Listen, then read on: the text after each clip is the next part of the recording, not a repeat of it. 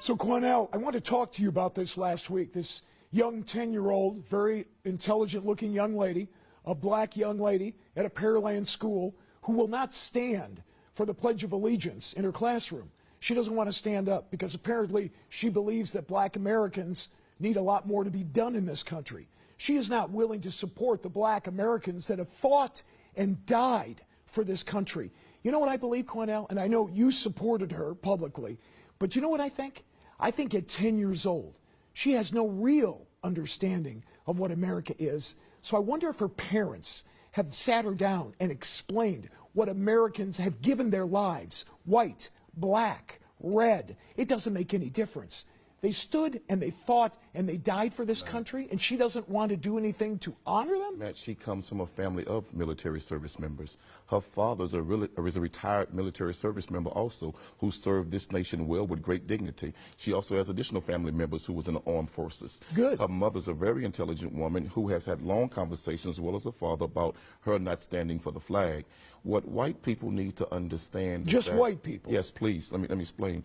What white people need to understand is that that national anthem was written by Francis Scott Key, a slave owner, who demonized and hated black slaves and black people. And that unwritten third, that unheard of and unspoken third verse, go research the third verse where he says, "There's no refuge in this country for the hireling or the slave. Both shall be turmoil to the grave." How's her parents doing? This is a man Are they successful? that promised turmoil for black people to the grave. Would you ask Jewish children to say a pledge to a German anthem that disrespects Jewish people? If they're No, you living would in not. Germany, No, sure. you would not. Well, sure. That disrespects Jewish people? Then No, why, you would not. You certainly can kneel down. In America, you have the right to do that. But what will happen to her, how her friends will respond, how the school will view her, how Americans will view her is very negative. And this is not what you want for your 10-year-old child. And let me say to that young girl and others like that young girl, America looked at the same way at Rosa Parks when she refused to get up and give up her seat to a white man on the bus.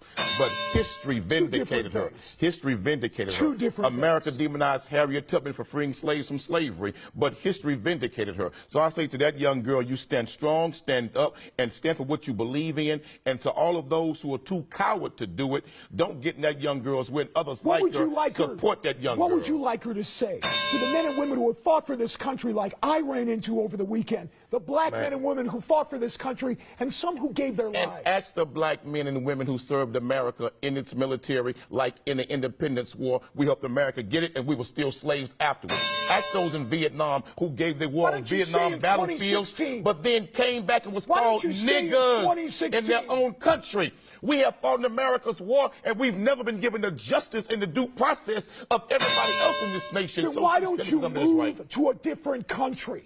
Why are you staying here if you don't like it? Let me tell you why. Because the country belongs to Indians. You white folks stole it from them, raped and robbed their people. This is not your country. You all came over here and stole it and beat the hell out of them. So this is not your country. It was my country. You all need to go home. If you're you all need to go back where you came from. If you don't like it, why don't you pack up and go? Let the Indians decide who should pack up and go. And I guarantee you black folks will stay, and you all will be on the first damn boat leaving here. So don't try that, brother. You all didn't make America. This is not your country. What you should do is sit down with someone who has fought for this country, Cornell. Get their opinion, too. Tons of black people have, and what have we gotten from it?